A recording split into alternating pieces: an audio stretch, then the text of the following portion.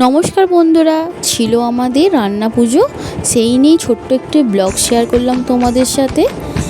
রান্না পুজোয় কী কী রান্না হয় সেইগুলোই আজ দেখাবো। আমাদের এখানে সবজিগুলো সব কাটা হয়ে গেছে।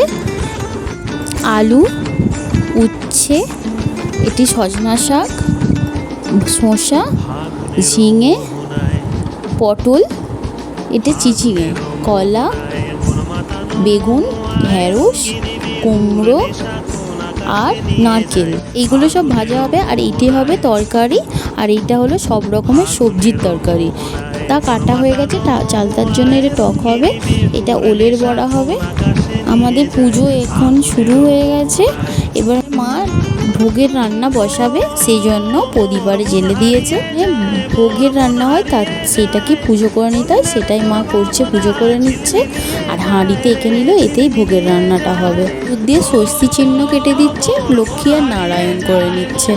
আর এবারে মা এটাকে পুজো করে নেবে, গঙ্গার জল ছড়িয়ে নেবে।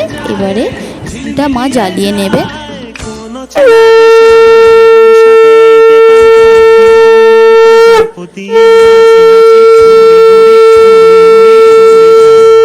ক্যামেরায় বন্দি করতে পারলাম না, এই কারণেই ঠাকুরের ওখানে ভোগ হলে দেখাতে নেই, সেই জন্য ভিডিওটি করতে পারলাম না। হয়ে গেলে রান্নাগুলি হয়ে যেতে তারপরে দেখালাম।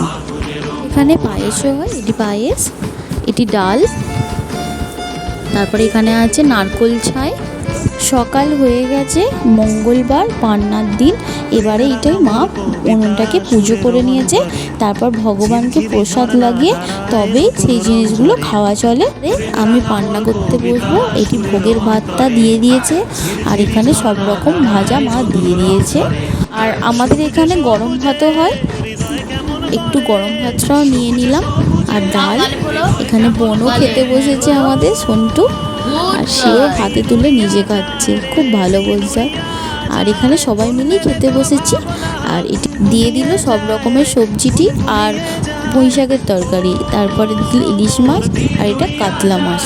এরপরে নিয়ে নিলাম চালতার টক, ছিল চালতা, তেঁতুল, ঢেঁড়স, কুমড়ো আর চিংড়ি মাছ, এটা দিয়েই হয়। আর এখানে একটি কাণ্ড ঘটে গেছে, বোন বসে খেতে খেতে নিজেই উল্টে পড়ে গেছে, সেই নিয়ে খুব হাসাহাসি হচ্ছে। এবার শত শেষে ছিল লুচি, ওলের বড়া আর ভাজা পিঠে।